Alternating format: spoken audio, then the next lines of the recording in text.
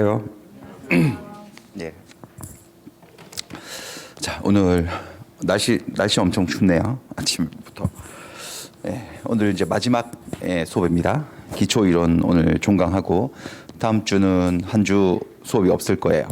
그 수업 없는 주에 우리 2달 동안 들으셨던 거 쭉 한번 민법 과목 위주로 해서 쭉 강의를 다시 한번 들어보세요. 다시 두 번째 들으시면 훨씬 더 나을 거예요. 그때 한번 들어보시고. 자, 오늘은 마무리를 짓겠습니다. 오늘 공부할 내용은 이거 계약 강론 3가지, 매매 교환 임대차하고, 그 다음에 11월 12월 과정에서는 한 번도 안 해본 건데 주택임대차보호법 특별법이에요. 이거 한번 보여드릴게요. 그래서 오늘 약간 마지막 종강인데 조금 시간 좀 길어질 수 있을 것 같아요. 오늘은 어딘지 한번 볼게요. 늘 하듯이.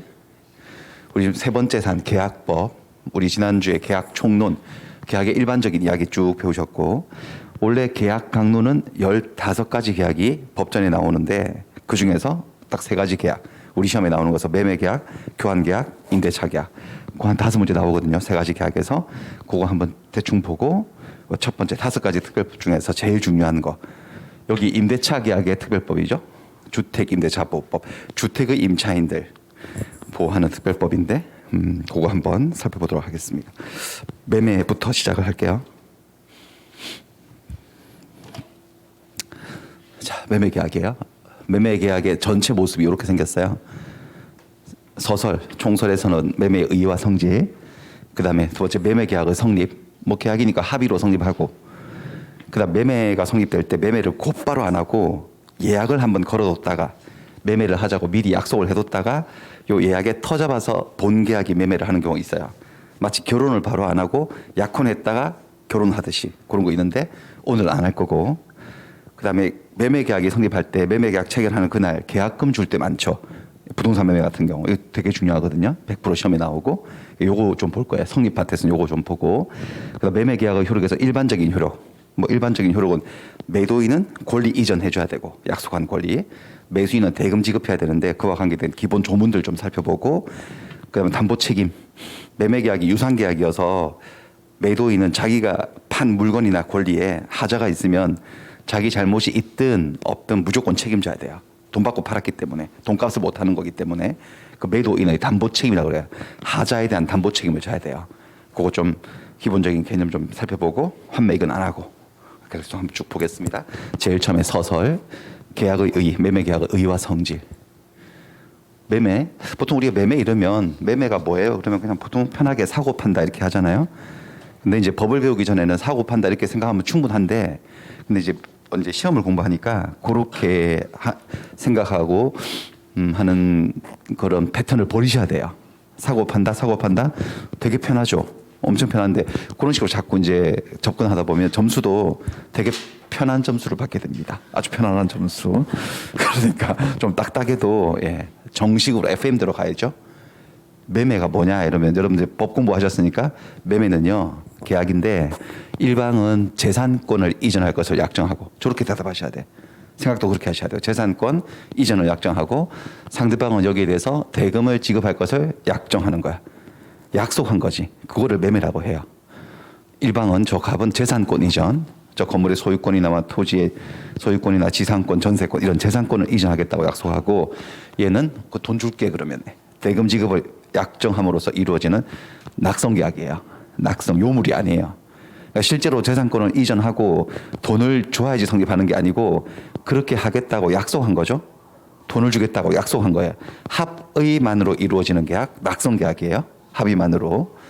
그 다음에 특별히 뭐 계약서를 꼭 써야 된다 그런 요식성은 없거든요. 구두 계약도 가능하죠.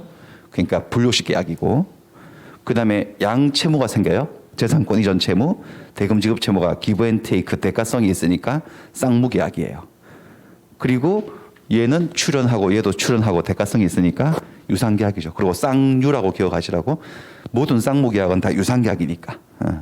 그리고 저 재산권 이전 채무를 이행하는 거, 대금 지급 채무를 이행하는 것은 한 번으로 그치거든요.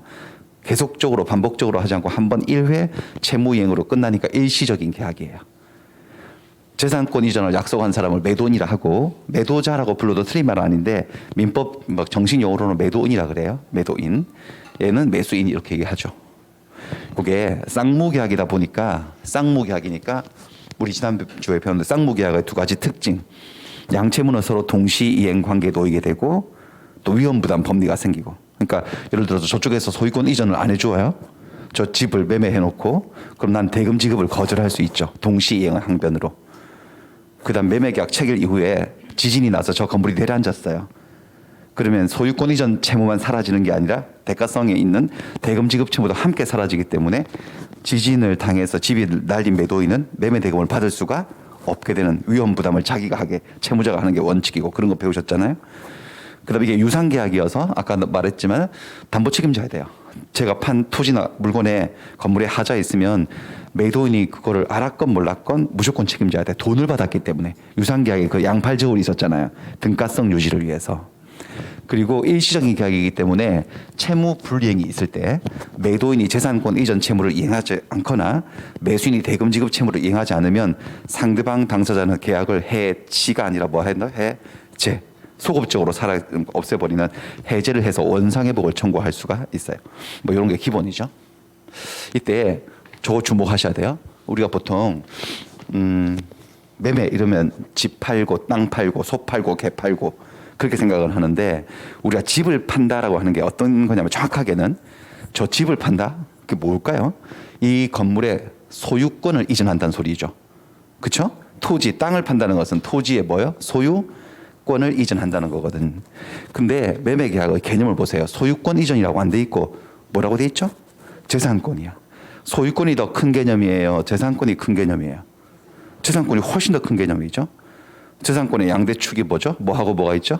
물권이 있고 채권이 있고, 소유권은 물권 8조 중에 하나에 불과하잖아요. 그러니까 뭐를 아셔야 되냐면, 소유권만 매매의 대상이 되는 게 아니고 재산권은 전부 다 매매의 대상이 되는 거예요. 예를 들면 이 갑은 이 건물의 전세권자인 거야. 전세권은 물권이기 때문에 재산권이죠. 전세권을 이전해주고 넘겨주고 돈을 받기로 하는 것도 매매가 될 수 있다 없다? 있죠. 토지의 소유자 아니고 토지 지상권자야. 지상권 이제 좀 대충 배우셨으니까. 토지의 지상권을 이전하고 돈을 받기로 한다면 지상권 매매가 될 수 있는 거예요. 그러니까 이게 꼭 소유권에 한정되는 게 아니고, 심지어 채권도 매매할 수 있어요. 요 갑이 병이란 사람에게 돈을 빌려주고 돈 받을 게 이상 5천만 원 받을 권리, 그거는 물권이에요, 채권이에요? 채권이죠. 돈 갚으라고 청구하는 권리. 근데 아직 돈 받을 때는 안 됐거든. 내년 6월 변적이거든요. 근데 그거 지금 돈 필요하면 그 돈 받을 권리인 채권을 넘길 수도 있어요. 채권 깡이죠. 그러니까 채권을 이전해주고 돈을 받을 수 있어요. 채권도 매매가 된다 안 된다?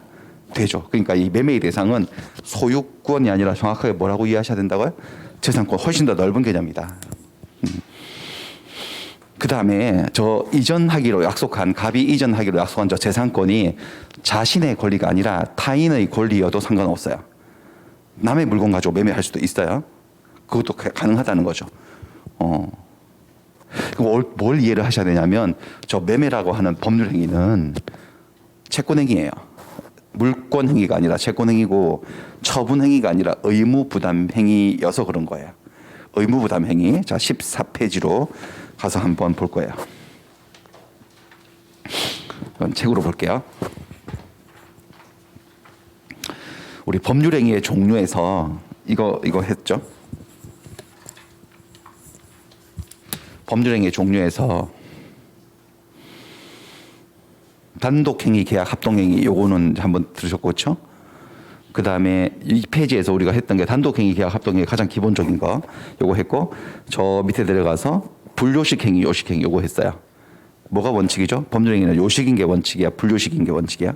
불요식, 특별한 방식을 요구하지 않는 거. 그리고 이거 건너뛰었거든요, 그때. 요거 좀 해볼게요. 법률행위에는 분류가 의무부담행위와 처분행위라고 하는 구별 방법이 있어요. 의무부담행위하고 처분행위. 법률행위들인데, 법률행위, 이거 두 법률행위는 목적이 달라요. 모든 법률행위 다 목적이 있잖아요. 당사자, 목적, 의사표시가 법률행위의 3요소거든요. 자, 의무부담행위의 목적은요, 여기 있어. 이게 목적이야. 의무의 부담. 내가 누군가에게 어떤 법적 의무를 발생시킬 것을 의무의 발생을 목적으로 해요. 그 다음에 처분행위의 목적은 말 그대로 처분이에요. 종국적인 최종적인 권리 변동을 일으키는 게 목적이에요. 그래서 완전히 법률과 좀 약간 다른 건데 이 의무 부담 행위를 하게 되면 의무가 발생해요. 정상적으로 하게 되면. 그러니까 의무가 발생했으니까 이걸로 끝나는 게 아니고 저 의무를 이행하는 문제가 남아 있어요. 그러니까 의무 부담 행위는 그 행위를 통해서 마지막으로 모든 게 종결되는 게 아니고 어쩌면 이제 시작하는 거예요. 그다음에 처분 행위는 이 행위를 통해서 처분이 이루어진 거야. 처분된 거예요. 그러니까 더 이상의 이행의 문제가 남지 않는 거예요. 약간 감각을 한번 익혀볼게요. 제가 그래서 소품을 준비해 왔습니다. 오늘 소품. 잠깐 소품을 보이시나요? 이거 아세요? 이거 안마기 같은 이렇게 뒤에 뭐 되게 근데 예쁘기도 하잖아요. 여의주처럼. 근데 되게 좋아요. 엄청 시원해. 이렇게 하면은 엄청 시원한데 제가 지금부터 이거 가지고 뭐 좀 해볼게요. 제가 좀 도와주셔야 되는데 제가 이거 되게 시원해요. 이거 진짜 하면 엄청 시원한데 특별히 수강생이니까 제가 싸게 드릴게. 10,000원. 10,000원에 사실래요? 이렇게 말했어요. 의사표시인 거 아시겠죠? 10,000원에 사실래요? 자, 사시겠다고 한번 해주세요. 예, 됐어요? 그럼 우리가 합의를 봤어, 안 봤어? 그러니까 우리가 법률행위 한 거예요, 지금요. 법률행위. 우리가 한 법률행위가 방금 우리 둘이 했던 법률행위가 1번인지 2번인지 한번 짐작해 보세요. 제가 뭐라 했어요? 사시겠어요? 10,000원에 사시겠어요? 이분이 살게요. 이렇게 했거든요. 그러면 이게 우리가 한 게 의무부담 행위, 우리 법률행위 한 거라고 지금. 의무부담 행위를 했을까요? 처분 행위를 했을까요? 의무부담 행위죠. 우리가 좀 뭔가를 했고 여기서 끝나 있어요. 뭔가를 이행을 해야 돼요. 제가 뭐 해야 되죠? 이거 드려야 돼요. 이분은 저한테 10,000원 주셔야 돼. 이행의 문제가 남아 있죠. 우리가 방금 했던 게 뭐라 한다고 법에서는 의무 부담 행위라고 하죠. 어렵지 않죠? 자, 그다음에 이거 됐어요. 10,000원 주세요. 자, 10,000원 받았고, 자, 받아보세요. 드렸어요. 저 이거 법률행위예요. 드렸어. 뭘까요? 제가 두 번째 한 법률행위 1번이에요, 2번이에요. 2번이야 처분행위. 어렵지 않죠, 여러분들? 뭔지 아시겠죠? 그러니까 우리가 어떤 법률행위를 통해서 우리들 사이에 뭔가 의무가 발생해서 이행의 문제를 남기면 뭐라고 한다? 의무 부담행위. 그리고 제가 뭔가를 해서 최종적으로 그걸 끝이야. 우리는 더 이상 볼 일 없어. 그게 뭐죠? 처분행위예요. 처분행위예요. 처분행위. 그리고 또 다르게 채권행위, 물권행위 이런 말도 써요. 여기는 행위란 말은 다 법률행위니까 계약으로 바꿔서 읽어도 돼요. 바꿔서 한번 읽어보세요. 채권, 계약, 물권, 계약. 그러니까 계약을 했을 때 두 사람 사이에 채권 채무가 발생하면 채권행위라 그래요. 채권계약이라 그래요. 계약을 했는데 물권이 생기면 무슨 계약? 물권행위, 물권계약이라 그러지. 자, 채권은 여러분들 상대적이니까 채권은 채권자가 채무자에게 일정 행위를 청구하는 거니까 채권행위를 하게 되면 채권이 발생해요. 채권이 발생한다는 말은 이퀄, 다르게 표현하면 뭐가 발생한다는 거죠? 상대방 입장에서는 채무. 내가 채권자면 상대방은 누구죠? 채무자잖아. 그럼 채무가 발생하면 이걸로 끝이에요? 이행을 해야 돼요? 그러니까 이행의 문제를 남기는 행위네. 그래서 채권행위는 어디에 속한다는 거죠? 의무부담행위야. 채권행위, 매매계약, 교환계약, 임대차계약 같은 거 하게 되면 약속대로 재산권을 넘겨주고 대금을 지급할 의무가 막 생기거든요. 그런데 지상권 설정, 전세권 설정, 저당권 설정 이거 다 물권들이잖아요. 물권행위들은 계약을 통해서 지배권이 물권을 딱 만들고 그걸 끝이에요.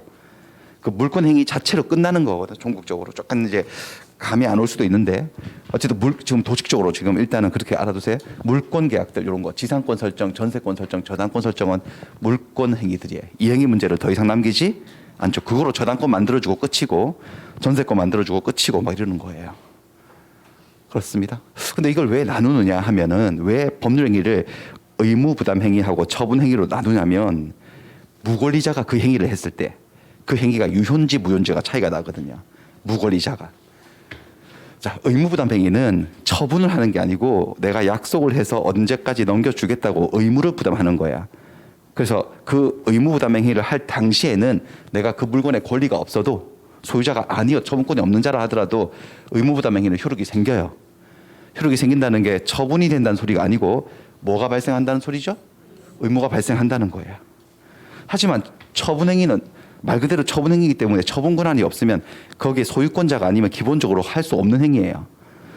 무권리자가 혹시 처분 행위를 하게 되면 처분이 될까 안 될까? 권리가 없으니까 안 되지. 무권리자가 하면 무효라고. 요것 때문에 하는 거거든. 다시 한번 보여드릴게요. 사실 이거 제 거 아니에요. 제 거 아니고 제 친구 건데 제가 빌려가지고 이렇게 뭐 하고 있어요. 그러다 치고 그럼 저는 이 물건에 대해서 권리자예요, 무권리자예요? 무권리자예요. 소유권은 처분 권한은 없다고 빌려서 쓰고 있지. 근데 아까 제가 이거 10,000원에 사실래? 이분이 사겠다고 우리가 의무부담행위를 했을 때 이게 제 것이 아니라고 해서 우리가 한 이 약속이 무효일까요? 유효할까요? 유효합니다. 유효하다는 말은 이분이 소유자가 된다는 소리가 아니고 제가 제 거든 아니든 제 게 아니니까 지금은 친구로부터 이 물건의 소유권을 취득하여서 이분에게 이전해줄 의무가 생긴다 안 생긴다? 생긴다. 그런 의미에서 유효하다는 거죠. 무권리자가 해도. 그래서 제가 이렇게 약속을 했으면 그 다음에 제가 해야 될 일이 뭘까요? 이 소유권을 제가 취득하는 일을 먼저 해야 되지. 그래야지 넘겨줄 수 있을 거 아니겠어요? 그 친구한테 전화를 걸었지. 이 주인한테. 친구야, 내가 우리 수강생한테 이거 10,000원 주고 팔기로 했는데 그거 나한테 그냥 나 주라 라고 해가지고 그 친구가 가지래 내 거. 그냥 내 거 하래. 자기는 많다고 이런 거. 그럼 제가 소유권 취득했어 안 했어? 친구로부터. 그럼 이렇게 넘겨주면 되지. 이양하면 되고. 근데 막 그렇게 해가지고 친구한테 전화를 걸었더니 친구가 막 욕을 퍼붓고 난리가 났는데 빨리 갖고 오라고 이거. 그렇다고 하더라도 우리가 하는 의무부담행위는 유효한 거잖아요. 그러면 너는 이걸 소유권을 취득해서 넘겨줘야 되는데 친구가 분명히 자기는 허락하지 않겠다고 이걸 다시 돌려달라고 했는데 제가 친구 말을 무시하고 이 물건 제 거 아닌데 가지세요 하고 드렸어. 그러면 소유권이 이전됩니까? 안 됩니까? 안 되지. 저한테 소유권이 없기 때문에 무권리자가 처분을 하면 처분이 된다, 처분되지 않는다. 안 되죠. 무권리자가 한 처분 행위는 뭐라고요? 무효다 이 소리예요. 여기까지 좀 이해되시나? 그래서 이거 했는데 그 뭐 하고 싶은 거냐? 지금 우리 뭐 하다가 온 거죠? 무슨 계약 공부하고 있는 중이죠? 매매 계약. 그 매매라고 하는 법률 행위는 1번인가 2번인가 이거지. 그거 하려고 하는 매매. 우리가 이제 고정관념이 있거든요. 이거 매매 한 그림 다 보세요. 이게 매매 그림인데 보통 부동산 매매할 때 매매 계약 10월 1일 날 계약했어. 그날 계약금 걸겠지 이렇게 한 10% 정도. 계약금 걸고 계약금. 그다음에 이쯤 한 중도금 주고 이날 잔금 치르고 등기 이전하고 등기소 가서 등기하고. 우리는 보통 어떤 경향이 있냐면 생각의 경향이 있냐면 이거 전체 과정을 매매라고 생각하는 경향이 있지 않나요? 매매라 그러잖아요. 이거를 이제 그걸 바로 버리셔야 돼. 그걸 생각하면 이제 꼬이거든요. 법에서 매매라고 하는 것은 뭐냐면은 여기를 얘기하는 거예요. 요거. 둘이서 만나가지고 나 소유권 넘겨줄 테니까 너 나한테 1억 줄래? 1억 줄게. 소유권 넘겨줘. 합의를 보는 거 있죠. 그 합의 보는 그 약속을 매매라고 해요. 이 이후부터는 그 자체가 매매가 아니고 그 매매를 이행하는 과정에 불과한 거죠. 매매는 여기를 얘기하는 거야. 매매는. 그러니까 매매는 느껴보세요. 매매는 의무부담 행위인 것 같아요. 처분 행위인 것 같아요. 의무부담 행위. 그 약속하는 거거든. 그러니까 매매를 했다고 끝이에요. 이행의 문제가 남아 있어요. 이행의 문제가 남아 있는 거지. 그러니까 아까 그런 논리에 대입을 시켜 보면 매매 계약을 체결하는 이날 이 건물이 매도인의 것이 아니라 하더라도 요 매매 계약은 효력이 생겨요, 안 생겨요? 생기지. 생긴다는 거예요. 하지만 만약에 남의 집을 가지고 남의 땅 가지고 매매를 했으면 요거 소유권 넘겨주는 처분 행위거든. 이때 등기서를 다 준비해서 아까 제가 이거 주듯이 근데 부동산을 물건을 확 주는 게 아니고 등기서를 줘가지고 등기를 해주게 하는 게 처분 행위니까 요거 할 때까지는 자기가 소유권을 취득해야 되죠. 맞나요? 근데 요 날까지도 소유권을 취득 못했어. 남의 집인데. 그러면 처분할 수가 없지. 그런데도 어디서 등기서를 준비했는지 가져와가지고 줬어. 훔쳤거나 위조했겠지. 이렇게 되면 이런 처분 행위를 한다 하더라도 얘가 소유권이 없으니까 소유권이 이전된다 안 된다? 안 되죠. 자, 무권리자가 매매 계약을 해도 매매 계약은 뭐 하지만 유효하고 소유권 이전 의무는 발생하지만 무권리자인 상태에서 처분 행위를 하게 되면 처분의 효과는 생길 수가 없다. 뭐 이런 얘기예요. 한번 여기까지만 일단 해놓고 이게 그러면 보세요. 제가 한번 보여드릴게요. 느껴보세요. 조문을 보고 매매의 효력. 매매는 이렇게 약속하면 매매가 되는 건데 매매의 효력, 매매 계약을 했으면 매도인은 매수인에게 매매의 목적이 된 권리를 이전하여야 하며 이렇게 나왔어요. 그리고 매수인은 매도인에게 대금을 지급하여야 한다. 그러니까 매매를 하면 그걸로 끝이에요. 의무 이행의 문제를 남겨요. 이행의 문제가 남아 있잖아. 지금 재산권을 이전하여야 하고 대금을 지급하여야 한다. 자, 매매는 처분 행위가 아니라 무슨 행위다? 의무부담 행위다라는 걸 아셔야 돼. 그래서 보세요. 제목이 타인의 권리 매매잖아. 자기 것도 아닌데 매매를 할 수 있다는 거거든. 혹시 매매의 목적이 된 권리가 타인에게 속했어요. 저 땅을 파는데 매매했는데 저 땅이 아직은 내 게 아니야. 이 집이 내 집이 아닌데 매매를 한 거지. 그랬을 때에는 매도인은 그 권리를 취득하여서 자신이 취득하여서 매수인에게 이전하여야 한대. 그러니까 남의 물건 가지고 권리 가지고 매매해도 권리 이전해줄 의무는 생긴다 안 생긴다? 그러니까 매매계약 자체는 뭐 한 거다? 유효하죠. 그 다음에 소유권이 넘어갈지 안 넘어갈지는 차후 문제고. 여기까지 이해되시나요? 요거 잘 이해하셔야 돼. 매매가 저런 거라는 걸. 그래서 한번 현실을 한번 보여드리면은, 예를 보여드리면은 이 구조 아시겠어요? 이럴 때 이 매매를 뭐라고 부르는데? 이 매매를 뭐라고 부르는 말이 있었잖아요. 잘 안 보이시나? 지금 이 사람이 이 여자가 이 집 얘는 주인 맞아요. 매매했는데 뭘 안 했죠 지금요? 등기 안 했으면 얘는 이 건물의 소유자가 아니지. 근데 팔았어 얘한테. 자기 집 판 거야 사실 남의 집 판 거야. 남의 집 아직 자기 집 아직 누구 건데? 갑의 것인데 얘도 지금 알고 사는 거야. 등기가 얘 앞에 안 돼 있으니까. 자, 이런 매매를 뭐라고 불렀지 않나요 우리가? 미등기 전매. 등기 안 하고 전매한 거잖아. 이 계약이 효력이 있다는 거예요 효력이 없다는 거예요. 그러니까 있다는 거. 타인의 권리 매매 계약도 뭐 하다? 유하다. 여기다 넣어볼까요? 그러면 을은 갑으로부터 소유권을 뭐 하여서? 취득을 하여서 얘한테 뭐 해줄 의무가 생기는 거죠? 이전해줄 의무가 생겨요 안 생겨요? 생기죠. 계약은 유효하다는 거예요. 물론 이렇게 미등기 전매를 하는 것은 우리가 한번 배웠는데 강행법규 부동산 등기 특별조치법에서 금지되어 있습니다. 저거 탈세 복조 하다 걸리면 형사처벌도 맞습니다. 많은 그거는 강행 규정 중에서도 효력 규정이 아니라 단속 규정이어서 처벌에 그치고 계약 자체는 뭐 하다고 했죠? 유효하다. 오늘 다른 관점에서 봤을 때도 이게 남의 물건 매매거든. 미등기 전매 중간 매수인이 한 매매는 자기 집을 자기 땅을 매매한 게 아니에요 법적으로. 그래도 저 계약 자체는 뭐 하다는 거죠? 유효하다는 것도 하나 더 보여드릴게요. 23페이지로 가볼게요. 23페이지를 보시면 자 여기는 우리가 안 배웠지만 불공정한 법률행위라고 있어요. 갑과 을이 매매를 하고 소유권 이전을 해줬는데 무언가의 이유에 의해서 매매 계약이 무효야. 이게 잘못됐어. 그럼 계약이 무효니까 등기도 뭐죠? 무효예요. 그러면 을은 요 건물의 소유권자이다 아니다? 아니다. 소유권은 누구한테 있다?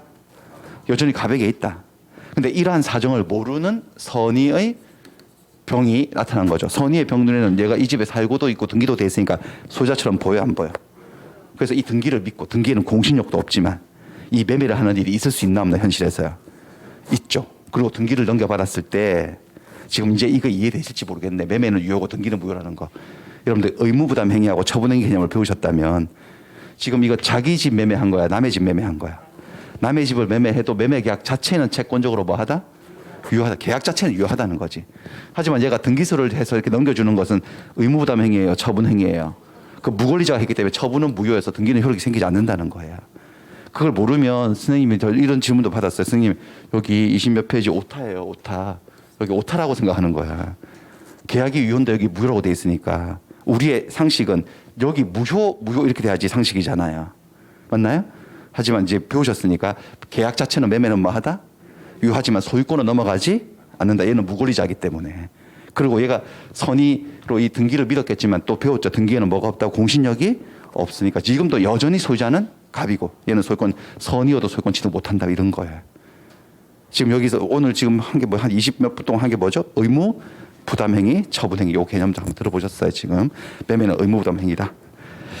자 계속 가겠습니다. 그렇게 놓고 그리고 대금 얘는 이제 반대급부로 대금 지급해야 되는데 자, 매매 계약에서 매수인이 반대급부로 지급하게 되는 대금은 반드시 돈이어야 되면 돈.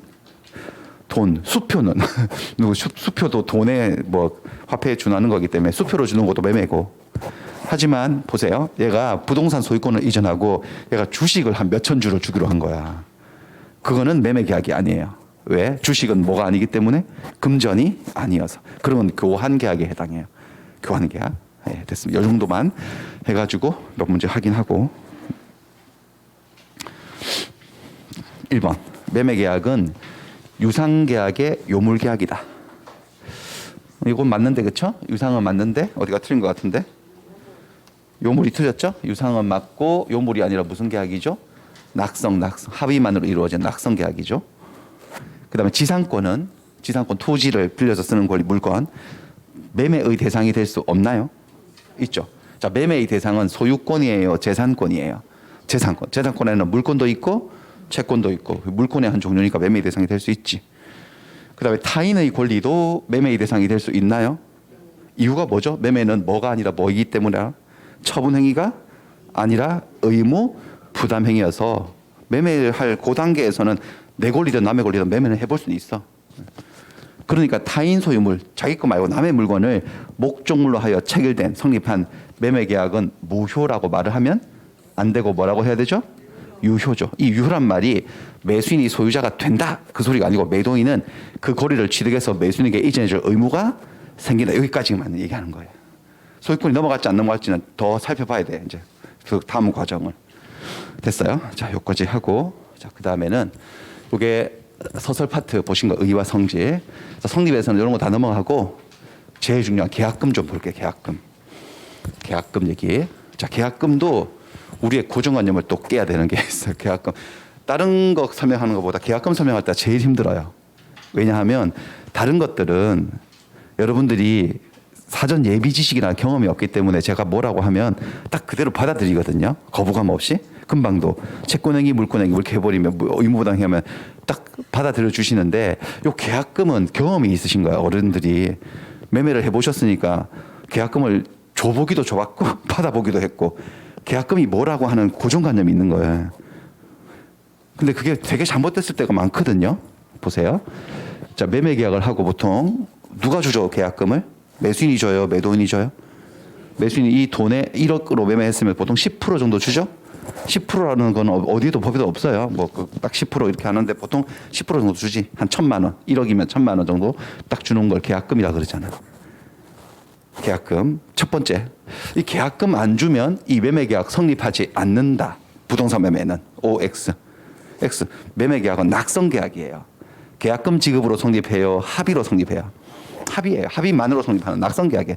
계약금 없어도 충분히 매매 계약은 성립할 수 있지. 근데도 계약금을 보통 겁니까? 부동산 매매할 때는? 걸죠. 왜? 여러분들 계약금을 안 걸었을 때 하고 안 줬을 때 하고 계약금을 걸었을 때 하고 어떻게 생각하시나? 요 매매의 두 사람을 연결하는 끈이 어느 쪽이 더 단단할 것 같아? 계약금을 건 쪽. 그렇죠? 그러니까 계약금을 걸어서 저 사람을 도망 못 가게 딱 붙잡아 들려고 건다고 느끼잖아요.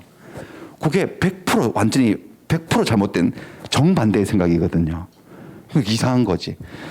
여러분들 이 계약금을 딱 걸어버리잖아요. 그럼 이 매매끈이 되게 약해져요. 엄청 끈이 느슨해져요.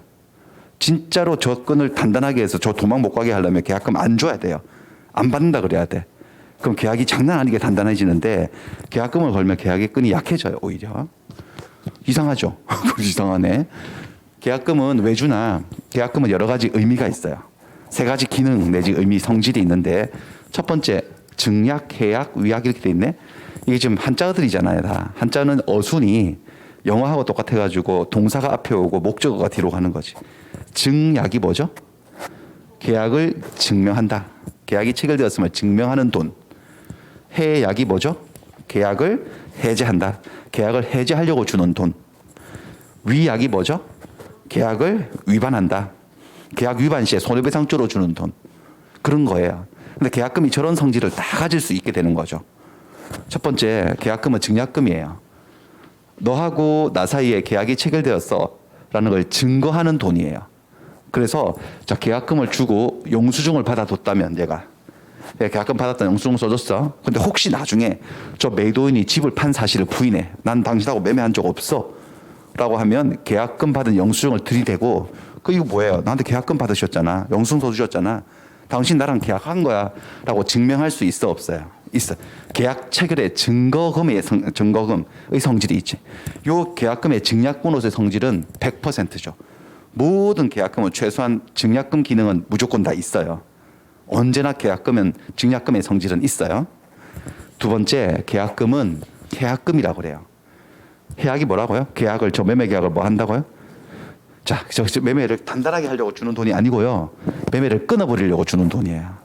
그러니까 도마뱀 꼬리처럼 꼬리 자르고 도망가려고 뒷구멍을 마련해 주는 거예요. 계약금이 565조 계약금. 매매의 당사자 일방이 계약금을 교부한 때는 일방은 얘기했지. 매수인이 계약금을 교부하면 중간생략 매매 계약을 해제할 수 있다. 계약금을 주면 매매 계약을 해제할 수 있어요. 자, 우리 지난주에 해제 배우셨죠? 응? 지난주에 해제할 때 해제의 이유가 뭐더라? 해제하는데 그냥 기분 나쁘다고 해제할 수 있나? 계약했는데 다시 보니까 어젯밤에 계약했을 때 집이 멋져 보이던데 오늘 날 받고 보니까 집이 거지 같네? 그러면서 계약 해제할 수 있을까 없을까? 없어요. 무슨 계약이 장난인가요? 계약은 분명히 해제를 하려면 해제 사유가 있어야 돼.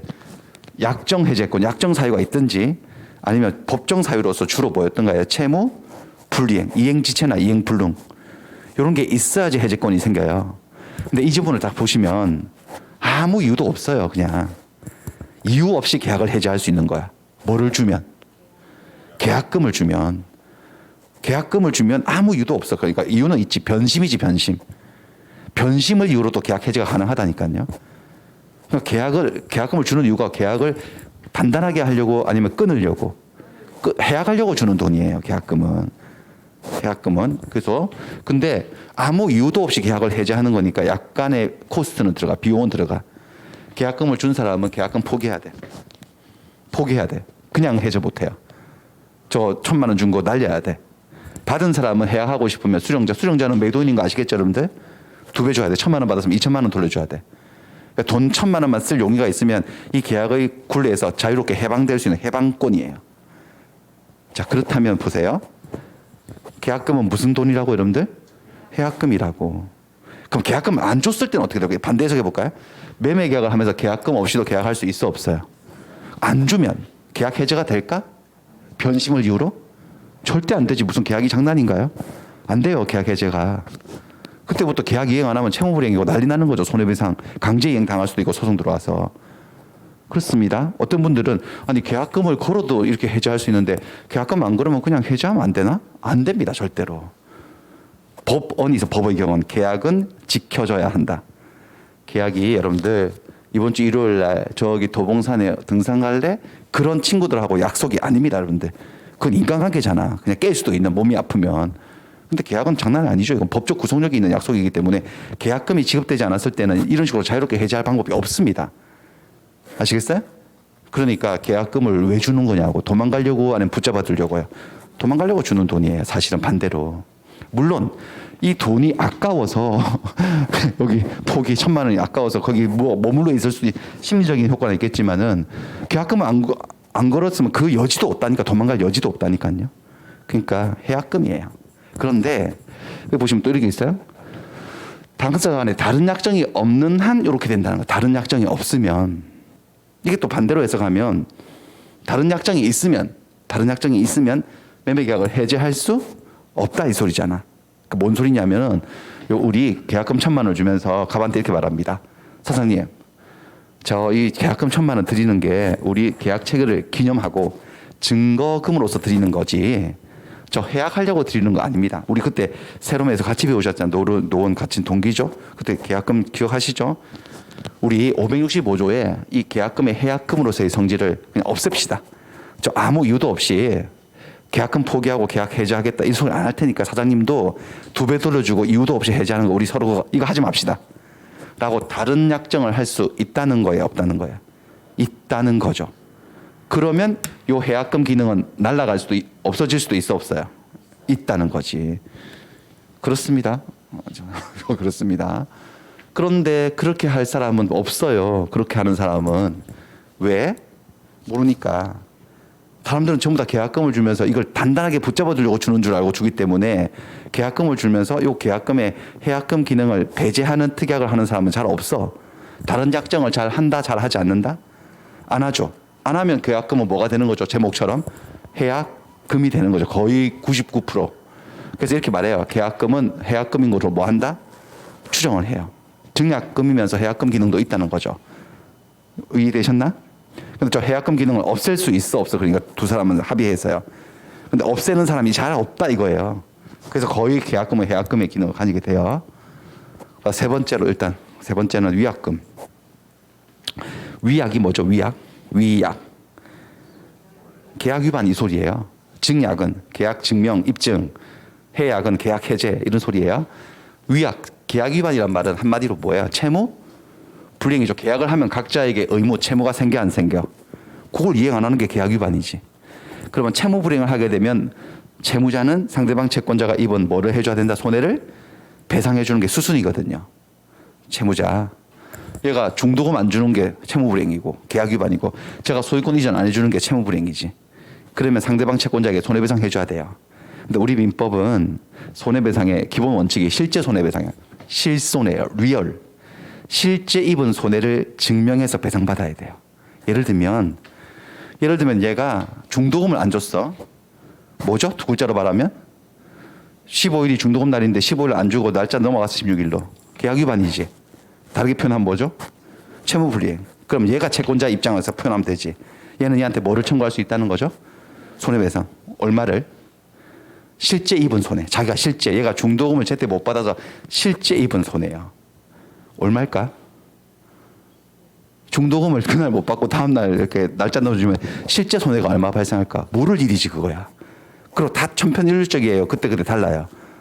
다 다르겠지. 근데 그거를 주장하고 증명해서 배상받아야 돼요. 그러니까 얘한테 손해가 많이 생겼다고 주장하겠지. 그래서 한 3천 달라고 할 거야 아마. 3천. 그럼 문 3천이나 손해가 생겼냐고. 3,000원? 혹시 3,000원? 이렇게 얘기해서 실제 손해가 얼마인지 싸울까 안 싸울까? 100% 싸우죠. 그거 가지고 소송 가면 그것도 몇 년 가는 거야 그거.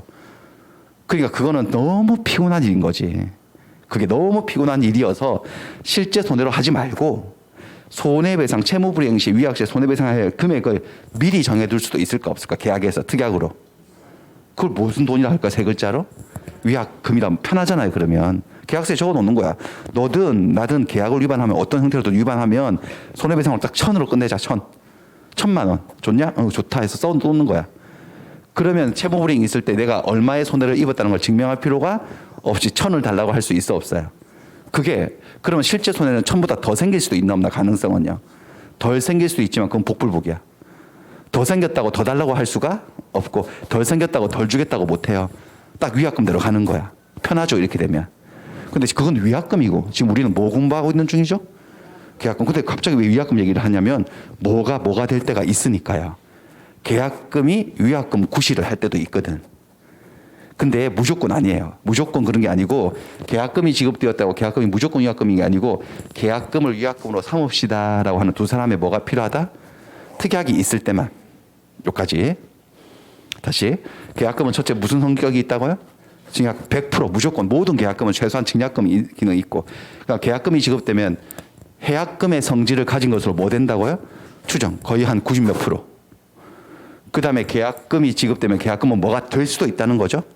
위약금 한 50% 정도 특약이 있을 때만. 요거 일단 해놓고 이제 요걸 공부할 거예요. 근데 제일 중요한 건 요거예요. 565조 요걸 공부할 거예요. 그 전에 우리 학자들은 계약금을 주고 받는 것 자체를 하나의 계약으로 말을 해요. 이름하여 무슨 계약? 계약금 계약이라고 그래. 저것도 이상하잖아요. 아니 그냥 매매 계약에다가 계약금 주는 거지 무슨 계약금을 주는 게 또 계약인가? 계약이라 그래 저거를. 그럼 이 그림 속에 계약이 몇 개 존재하는 거죠? 여러분들 목격하고 있는 계약이 2개. 하나는 무슨 계약? 매매 계약. 또 하나는 계약금 계약. 이렇게 가는 거야. 근데 계약금 계약은 이렇게 말을 하죠. 종된 계약. 이건 무슨 계약일까? 매매 계약이? 주된 계약이겠지. 그러니까 여러분들 한번 생각해 보세요. 무슨 계약을 했으니까 계약금을 거는 거잖아. 맞나요? 그 무슨 계약이 주계약이고 메인 계약이고 얘는 종된 계약이지.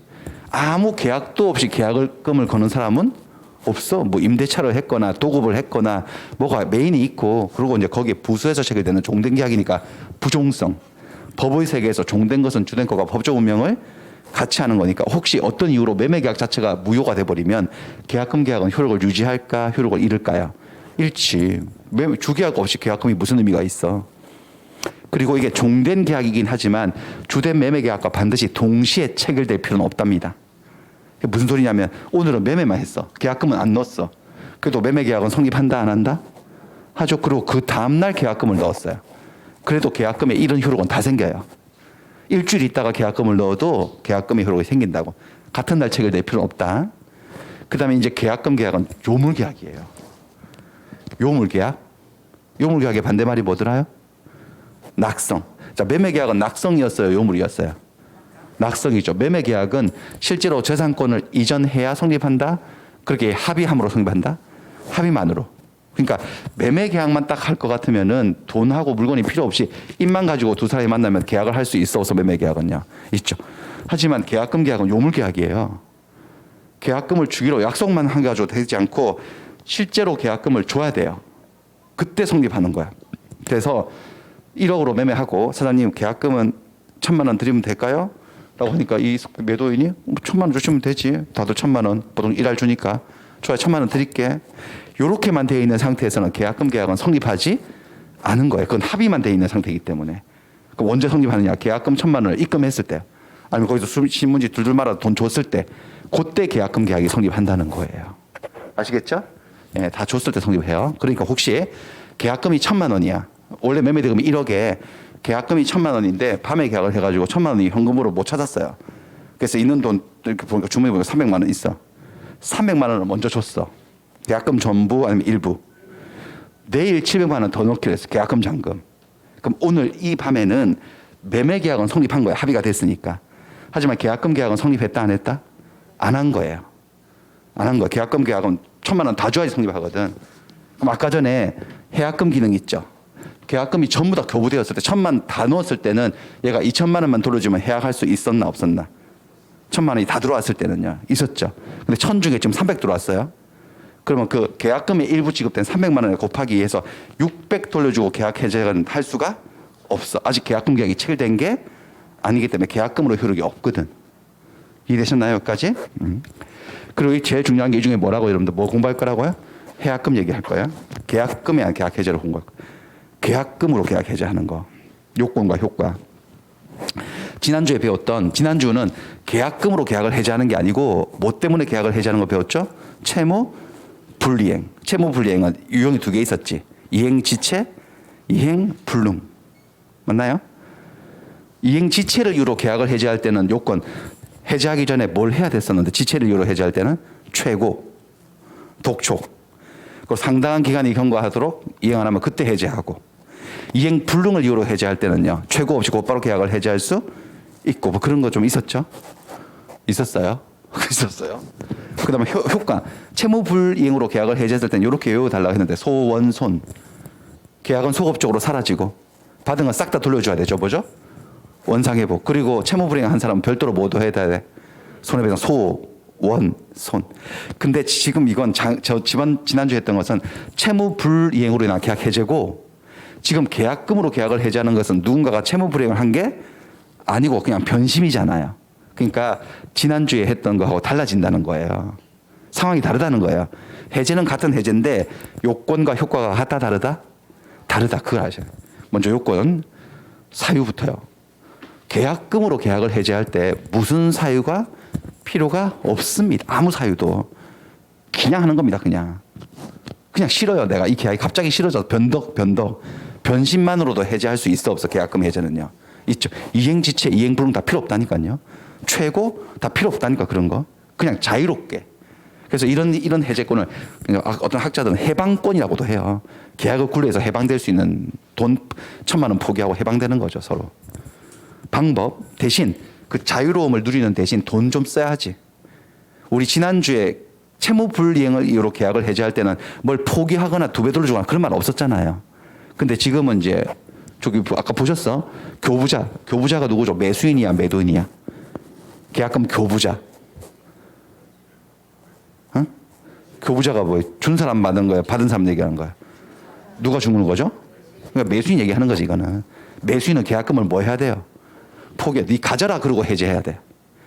돌려주면 안 될까요? 안 된다니까. 그거는 포기해야 돼. 그 돈을. 그러면 자유를 누리는 거지. 받은 매도인은요, 수령자는요, 2배 2배 1,000만 원 받았으면 2,000만 원 돌려줘야 돼요. 이것도 지금 돌려줘야 돼요. 다음 주에 돌려줄게. 안 됩니다. 해제 못 합니다. 그러면 현실로 지금 줘야 됩니다. 계약금 해제는. 그러니까 계속 지난주에 배웠던 그 해제하고 구별을 하셔야 돼요. 지난주에 배웠던 해제는 뭐 때문에 해제하는 거예요, 여러분들? 채무불이행. 그러니까 뭐 2배 돌려주고 뭐 포기하고 그런 말 없었잖아, 거기서는. 그냥 해제하는 거였어, 그냥. 근데 여기는 이렇게 돈 좀 써야 돼, 이렇게. 그리고 이거는 시간 제한도 있어요. 이게 아무 이유도 없이 계약을 해제하는 거니까 너무 계약이 깊숙이 진전된 상태에서 계약을 해제하면 상대방이 치명상을 입거든요. 그래서 이런 말이 있네. 보세요. 당사자의 일방이 뭐 할 때까지? 이행에 착수할 때까지. 당사자 일방이라 하면 누구 또는 누구를 말하죠? 매도인 또는 매수인이 이행에 착수할 때까지라는 것은 이행에 착수하기 전을 얘기하는 거예요. 전까지만 할 수 있는 거야. 여기 일방은 일방이라도 한 명이라도 매도인이든 매수인이든 이행에 착수를 하면 이거 못해요, 이제. 여기 물 건너간 거야. 계약금 해제는 더 이상 여기서 벗어날 수 없게 되는 거죠. 이행의 착수가 뭐냐? 이행의 착수. 이행의 착수는 채무 이행 행위의 일부를 행하는 것. 이행 착수가 스타트니까 일부를 이행하거나 이행에 필요한 전제 행위를 행하는 것. 뭐 이렇게 표현을 해요. 그리고 얘는 이행 착수 얘가 이거에 중도금 주는 거야. 중도금 주는 거, 매수인이 중도금 주는 게 자기 채무 이행에 뭐 한 거죠? 착수한 거야. 그러니까 요 계약금으로 계약을 해제하는 것은 매수인이 중도금을 주기 전까지만 가능한 거예요. 중도금 지급하면 이거 전부 다 못해요, 이제는. 무슨 말인지 아시겠죠? 중도금 들어가면 못해요. 얘가 중도금을 지급해버렸어. 이행 착수예요. 그러면 매도인은 2배 돌려줘도 해제가 된다, 안 된다? 안 돼, 이제 안 돼요. 매수인도 못해요. 자기도 너는 이행 착수한 거 하나도 없잖아. 나만 지금 중도금 준 거지. 그러니까 나 계약금 포기하고 계약 해지할래. 중도금은 돌려주고 계약금은 네 가져. 안 돼요. 둘 다 못해요. 한 명이라도 이행 착수해서 즉 매수인이 중도금 지급하면 매도인도 매수인도 이 계약이 구속돼 버리는 거죠. 계약금 해제는 더 이상 할 수가 없게 되고. 다시 임의규정. 아까 보셨어? 임의규정이어서 이거 이렇게 하지 맙시다라고 할 수 있어 없어? 계약금 걸면서요. 있지. 그래서 특약을 해서 당사자가 특약을 해서 이 조항 565조에서 발생한 해제권 발생을 뭐 할 수도 있다? 배제할 수도 있는데 배제하는 사람이 잘 있다 없다? 잘 없다. 565조 잘 모른다 일반인들. 그러니까 배제를 안 하기 때문에 거의 다 이 해약금 기능을 가지고 있다고 추정이 돼요. 자, 그다음에 이렇게 해서 해제를 했어. 해제를 하면 효과를 보겠어요? 채무불이행을 이유로 계약을 해제했을 때는 어떻게 된다고? 원손. 근데 이건 채무불이행 때문에 해제한 게 아니잖아요. 달라져요. 그래도 명색이 계약을 해제니까 계약의 소급적 소멸은 일어나. 계약은 사라지는 거지. 하지만 원상회복 의무하고 손해배상 의무는 생기지 않아. 원상회복 의무가 생기지 않은 이유는 논리적으로 이행에 착수했어, 안 했어? 그러니까 계약금만 딱 걸려있고 아무것도 준 게 없어. 서로 주고받은 게 없는 거야. 벌써 이행에 착수를 하는 순간 계약금 해제는 못 하는 거거든요. 그러니까 원상회복할 거리가 있다, 없다? 상황상 없다는 거지. 그래서 이 계약금 해제는 계약금 가지세요, 안녕? 그리고 끝이에요. 계약금 2배 입금했습니다, 안녕? 그리고 끝이라고. 얘들은 원상회복할 일이 없는 거지. 받은 것도 없고. 그리고 손해배상 의무가 생기지 않는 이유는 손해배상은 뭐 때문에 생기는 거였죠, 여러분들? 채무 불이행. 근데 얘는 채무불이행이 아니잖아, 그냥. 그렇죠? 그러니까 손해배상 문제가 생기지 않아요. 자, 551조 규정은 전항의 경우에 적용하지 않는다. 551조가 뭐냐면 계약의 해제 또는 해지는 손해배상 청구에 영향을 미치지 않는다는 조문이거든. 이건 채무불이행을 이유로 계약을 해제를 했을 때 해제를 하고 원상회복을 싹 다 받아도 그와 별개로 손해배상을 청구할 수 있다는 소리였거든요. 근데 지금 이것은 채무불이행으로 계약을 해제한 거야? 계약금에 의한 해제인 거야? 그렇죠? 두 사람 사이에 채무불이행은 없어, 지금. 그러니까 손해배상을 청구하지 못한다는 거예요. 계약금으로 계약을 해제했을 때는. 그러니 보세요. 내가 계약금을 1,000만 원 걸었어. 매수인이 매도인에게. 근데 갑자기 전화를 걸어가지고 매수인이 매도인 그 1,000만 원 당신 하세요. 이렇게 한 거야. 당신 가지세요. 그래가지고 매도인이 제가 지금 가지고 있잖아요. 1,000만 원 주셔가지고. 근데 아니 완전히 가지시고 더 이상 보지 맙시다. 라고 할 수 있어 없어? 매수인은 지금요. 있지 포기하고. 맞나요? 그럼 어떻게 보면 매도인은 그냥 갑자기 1,000만 원이 공돈으로 생긴 것일 수도 있잖아요. 계약은 깨졌지만. 하지만 그보다 더 큰 손해를 입을 수도 있어 없어? 매도인은요. 이 계약이 깨짐으로써. 있어도 손해배상을 청구할 수는 없다 그 소리지. 또 매도인이 전화를 걸어왔어. 계약한 다음 날. 매수인에게 나 2,000만 원 입금했습니다. 당신 통장에. 그래서 매수인이 놀래가지고 왜 2,000만 원을 주셨어? 그러니까 계약 해지하려고요. 이렇게. 그러니까 2,000만 원 주면 자유롭게 해지할 수 있어 없어? 매도인도. 그러면 하룻밤 사이에 되게 수익률 100%로 뛰어서 온 거잖아요. 뻥튀기 돼가지고. 하지만 그거보다 더 큰 손해가 생길 수는 있나 없나 이론상. 있어도 손해배상 청구할 수 없다 그 소리예요. 아시겠어요? 네, 그렇습니다. 그런 얘기예요. 여기까지가 그래서 이거 뭐야? 이게 중간에 OX를 여기까지 끊어서 한번 문제 풀고 가겠습니다. 자, 계약금을 주고받는 것 자체를 계약이라고 그래요. 계약은 매매, 기타 주계약, 어떤 다른 메인 계약에 부수해서 행해지는 종된 계약이다. 맞고, 매매 계약이 성립한 이후에, 체결된 이후에 며칠 있다가 교부된 계약금도 계약금으로서 효력이 있나요? 있죠. 같은 날 할 필요는 없다. 맞고, 계약금 계약은 요물 계약인가요? 그게 뭔 소리야? 계약금을 다 줘야지 성립한다고. 그러니까 계약금 전부를 지급하지 않았다면, 일부만 지급됐다면 계약금 계약은 아예 성립하지 않은 상태다. 맞죠? 그리고 계약금은 언제나 100% 증약금 성질이 있어 없어요? 100% 무조건. 그 다음에 계약금은 별도의 다른 약정이 없다면 해약금인 것으로 계약을 해지하려고 주는 돈이지. 인 것으로 뭐 한다고요? 추정이 되는 거예요. 그 다음에 계약금에서 계약을 해지한다. 이 표현 잘 보세요. 채무불이행 해제가 아니에요. 계약금에서 계약을 해지할 때는 매도인은 교부자예요, 수령자예요? 매도인은 수령자죠. 수령자는 해약을 하려면 해제 의사표시만으로는 부족하고 반드시 배액 2배를 제공을 해야 한다. 맞죠? 줘야 돼요. 맞아요. 그 다음 매매 계약 시 계약금의 일부만 먼저 지급했어요.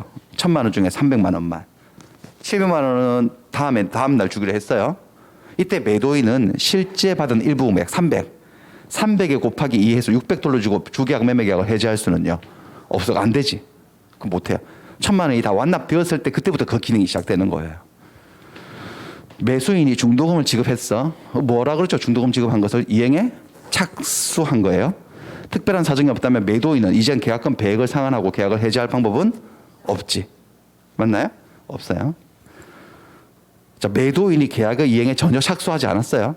매도인은 계약 이행에 착수하지 않았는데 매수인이 중도금을 지급했어. 이건 이행 착수이다 아니다? 이죠. 한 명만 이행 착수해도 이 계약금 계약은 이제 더 이상 못하는 거예요. 그래서 계약금을 중도금 지급한 이후에도 매수인이 계약금을 포기하고 계약을 해지할 수 있다고? 없어요. 안 되죠? 없어요. 자, 15번. 계약금을 포기를 하고 행사를 할 수 있는 해제권. 자, 이거 채무불이행 해제예요, 계약금 해제예요, 이 표현이. 계약금 해제 다른 상황인 거야. 채무불이행이 아니고. 이런 해제권은 당사자의 합의로 배제할 수도 있나 없나? 그거 우리 그 해제는 하지 맙시다. 서로. 그거 할 수 있죠? 그다음 해약금에 의해서 그냥 해약금이라 부르는 거지 이거를. 계약을 해제해요. 이행지체나 이행불능이 아니에요. 해제를 할 때는 원상 회복의 문제가 생길 수가 없지. 뭐 주고받은 게 하나도 없는데 뭐. 그다음에 계약금 포기에 안 계약 해제. 자, 이런 표현들. 계약금 포기로 계약 해제한 거야. 채무불이행이 아니고. 상대방은 채무불이행을 이유로 손해배상을 청구할 수가 없지. 왜? 이유는 채무불이행이 아니니까 상황 자체가. 그렇죠? 자, 여기까지가 해약금이었고요. 그다음에 위약금.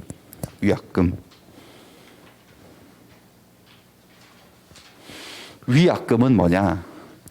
위약은 아까 뭐라 그랬죠? 위약이 뜻이 채무 불이행. 원래 채무 불이행을 하게 되면 채무자는 채권자에게 뭐 해줘야 되죠? 손해배상. 원래 원칙은 어떻게 손해배상해야 된다고? 실제 손해, 실손해배상, 실손해. 실제 손해를 배상하는 것은 너무너무 비차간에 피곤한 일인 거야. 너무 피곤해. 그래서 손해배상해야 될 금액을 미리 정해둘 수도 있나 특약으로? 그 돈을 뭐라 한다고요? 위약금이라 그러지. 여기 손해배상액의 예정이 398조. 당사자는 채무불이행에 관해서 미리 손해배상해야 할 금액을 미리 정해둘 수도 있지. 합의로. 그걸 위약금이라고 해요. 근데 사실 위약금의 약정은 손해배상 예정을 추정한다? 사실은 위약금은 두 종류가 있어요.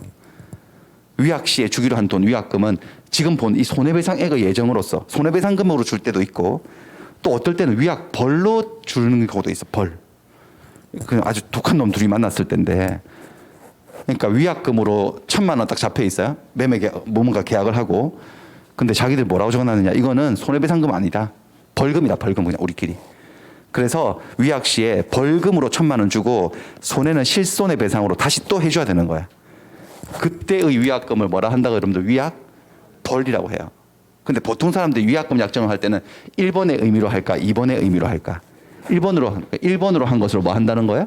추정한다. 그러니까 계약금을 위약금으로 특약을 하면 1번 손해배상액의 예정인 거예요, 위약금이. 근데 아까 말씀드렸죠. 계약금은 지급되었다고 당연히 위약금이 되는 게 아니고 위약금으로 삼자라고 하는 당사자 간에 뭐가 있어야 된다고요? 특약. 그 특약이 이제 계약서에 어떻게 나타나냐면 일반적으로 상투적인 문구예요. 보통 이렇게 나타나요. 아까 해약금하고 조금 비슷한 측면이 있어가지고 헷갈릴 수 있는데 완전 상황이 다른 거예요. 지금은 어떤 상황을 전제로 한 거죠, 여러분들? 채무불이행이에요. 아까 전에 채무불이행 아니고 지금은 채무불이행 상황이에요. 손해배상 해야 되는. 이렇게 계약서에 뭐라고 특약이 돼 있냐면 계약금을 딱 1,000만 원 넣어놓고 교부자 누구라고 다시 다르게 표현하면 매수인이 계약을 위반하면 혹시 중도금 날짜를 어긴다든지 이런 식으로 여러 가지가 있겠죠. 그 매도인 수령자가 계약금을 뭐 해버리겠다고 한 거야? 몰수하겠다는 특약 조항인 거야. 몰취 조항. 반대로 수령자 매도인이 계약을 위반할 수도 있잖아요. 딴 데 이중매매 해버린다든지 이 집을. 그러면 교부자에게 2배를 이게 좀 비슷해 보여가지고 좀 헷갈릴 수 있는데 어쨌든 2배를 상환한다 이렇게. 2배 배상, 배액 배상 이런 거요.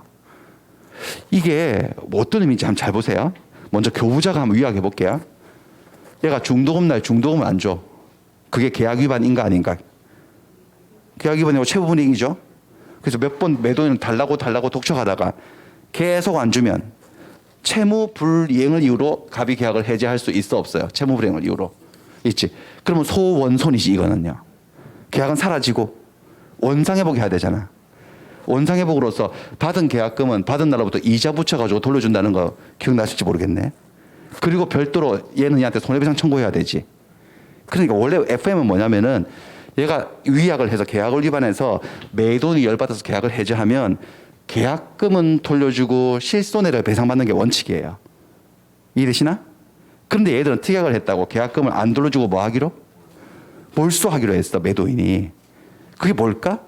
예를 들어서 1,000만 원을 계약금을 받았으면 내가 계약을 해지하면 너의 채무불이행을 이유로 내가 계약을 해지하면 1,000은 돌려주고 실제 손해를 배상받아야 되는데 1,000을 내가 먹기로 한 거야. 그럼 1,000이 손해배상금으로 잡혀있기 때문에 상계 처리해서 가지겠다는 소리잖아 이게. 이해되시나? 이런 특약이 돼 있으면 계약금 지급된 1,000만 원이면 1,000만 원, 2,000이면 2,000이 손해배상 금액으로 잡혀있는 거 아닐까 이게? 그러니까 퉁쳐가지고 가져버리는 거지. 돌려줘야 될 계약금의 실손해를 갖다가 상계 처리해서 손해배상금으로 잡아놓은 거예요. 그냥 계약금만큼을. 요거 볼까요? 수령자가 위약을 해? 얘가 계약을 위반해? 얘가 계약을 위반하면 얘가 열받겠지? 얘가 계약을 뭐 할까요? 채무불이행을 이유로 계약을 해제하겠지. 맞나요? 그럼 얘는 뭐도 해줘야 되고 뭐도 해줘야 되죠? 원상 회복도 해줘야 되고 뭐 해줘야 돼? 손해 배상. 원상 회복은 계약금 들어주는 거고 손해배상은 실손해배상해야 되는데 실제 손에 골치 아프니까 2배 주기로 했다고 2배. 그럼 2배가 사실은 다 손해배상금이 아니고 실제로 분석해 보면 하나는 원상회복으로 주는 돈이고 1배 더 주는 게 뭘까 그게? 손해배상금인 거잖아. 이렇게 되면 결국은 계약금이 뭐로 잡혀 있는 거죠? 손해배상 금액인 거잖아. 이렇게 돼 있으면. 이해되시나요? 이렇게 특약이 있을 때만 계약금이 위약금이라는 거지. 아시겠어요? 그럼 만약에 이런 특약이 없어. 계약서 이런 말이 없었으면 계약금은 위약금은 아니야. 해약금하고 증약금 성질만 있는 거지. 그렇죠? 그래서 특약이 없었을 때 채무불이행 위약 사태가 발생하면 어떻게 해야 돼? 계약금은 해제 시에 돌려줘야 돼. 원상회복. 그리고 손해는 어떻게 해야 돼? 계약금으로 먹어야 돼? 아니면 실손해로 배상 가야 돼요? 실손해배상으로 가야 돼. 실손해배상.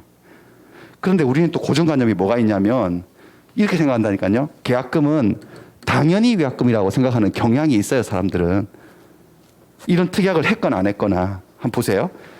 을하고 합하고 계약하고 계약금을 걸어서 무슨 계약을 했는데 계약금을 준 사람이 계약을 위반해. 그럼 매도인들 받은 입장에서는 다 그렇게 얘기하지 않나? 당신이 위약했으니까 나 이거 안 줄 거라고 안 돌려줄 거라고 길 가는 사람 붙잡고 물어보라고 다 이거 내가 먹으면 된다고. 그게 자기가 먹으려고 하는 이유가 손해배상 쪽으로 가지겠다는 소리잖아요. 가지겠다는 몰수특약을 한 적도 없음에도 불구하고 당연히 계약금을 위약금으로 생각하는 경향이 있어 없어 우리들은요. 그 경향은 시험에서는 틀려요. 시험에서는 100% 틀린 거야. 그건 현실이 그렇다는 거는 인정을 하지만 보세요. 계약을 체결함에 있어서 계약금이 수수되었어. 계약금을 위약금으로 하기로 하는 특약이 있을 때만, 이런 특약이 있을 때만 손해배상액의 예정으로서의 기능을 하지 계약금이. 볼 수 있을 뿐이고 그와 같은 특약이 없다면 그냥 계약금을 지급했다면 절대로 계약금이 위약금이 될 수는 없다. 그런 상황에서 계약 위반이 발생하면 계약금은 몰수하거나 2배 상한이 아니고 반환해야 돼. 원상회 복으로. 그리고 실제 손해를 별도로 증명해서 배상받아야 되는 문제로 가는 거예요. 무슨 얘기인지 아시겠어요? 헷갈리죠? 여러 가지 정보가 한꺼번에 나와가지고 볼까요? 해약금 얘기가 제일 많고 제일 중요하고 위약금은 부차적인 거예요. 자, 계약금을 위약금으로 하는 특약도 가능한가요? 가능하지. 계약금을 위약금으로 하기로 약정했대. 그러면 그 계약금은 손해배상액을 예정한 거죠. 계약금 금액만큼 그 금액으로 잡아놓은 것으로 추정이 되는 거 맞죠? 매매 계약금을 위약금으로 하는 특약이 없대. 이번엔 그런 특약 안 했대.